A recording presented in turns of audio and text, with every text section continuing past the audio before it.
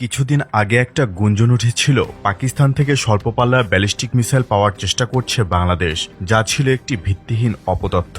কিন্তু আসল সত্য হলো পাকিস্তানের সামরিক সরঞ্জাম পরিদর্শনে গেছে বাংলাদেশের একটি ডেলিগেশন টিম। বাংলাদেশ সেনাবাহিনীর একটি প্রতিনিধি দল পাকিস্তানের হেভি ইন্ডাস্ট্রিজ ট্যাক্সিলা HIT পরিদর্শন করেছে, যা পাকিস্তানের প্রধান সামরিক উৎপাদন কেন্দ্র হিসেবে পরিচিত।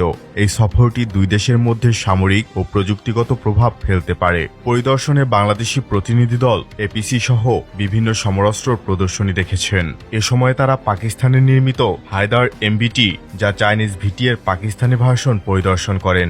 বিভিন্ন সূত্র অনুসারে পাকিস্তান থেকে ট্যাঙ্ক আপগ্রেড করছে বাংলাদেশ। পাকিস্তানের হেভি ইন্ডাস্ট্রি ট্যাক্সিলাতে সেনাবাহিনীর 50টি টাইপ 69 ট্যাঙ্ক এবং 48টি টাইপ 59 ট্যাঙ্ক আপগ্রেড এবং ওভারহোলিং করানোর কথাও শোনা যাচ্ছে।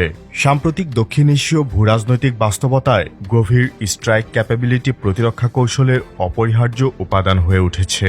বিশেষ করে ভারত পাকিস্তান ও ভারত চীন উত্তেজনার প্রেক্ষিতে বাংলাদেশকেও তার প্রতিরক্ষা পরিকল্পনায় স্বল্প ও মধ্যম পাল্লার কৌশলগত ক্ষেপণাস্ত্র অন্তর্ভুক্তির বিষয়টি অত্যন্ত গুরুত্বের সঙ্গে বিবেচনায় নিতে হচ্ছে। তাই পরবর্তী ভিডিওতে বাংলাদেশের কৌশলগত নিরাপত্তা এবং পাকিস্তানের ফাতা-1, ফাতা-2 ক্ষেপণাস্ত্র নিয়ে বিস্তারিত আলোচনা করব।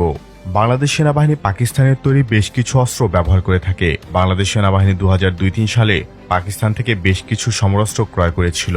সম্ভবত 2003 সালে বিএনপি সরকার পাকিস্তান থেকে 12টি KRL 122 MLRS সিস্টেম ক্রয় করেছিল। বাংলাদেশ সেনাবাহিনীর KRL 122 গুলো তুলনামূলক আপগ্রেডেড ছিল, যা বেশি রেঞ্জে গোলা নিক্ষেপ করতে সক্ষম। প্রতিটি লঞ্চিং ভেহিকেলে 40টি রকেট লঞ্চার থাকে, যেগুলো 122 মিলিমিটার আনগাইডেড রকেট নিক্ষেপ করে এবং রকেটগুলো প্রায় 35 থেকে 38 কিলোমিটার দূরত্বে আঘাত হানতে সক্ষম। এছাড়া বাংলাদেশ সেনাবাহিনী পাকিস্তানের নির্মিত Baktar Shikan anti tank guided missile system ব্যবহার করে। 2002-03 সালে পাকিস্তান থেকে প্রায় 300টির মতো এই মডেলের ATGM ক্রয় করে বাংলাদেশ।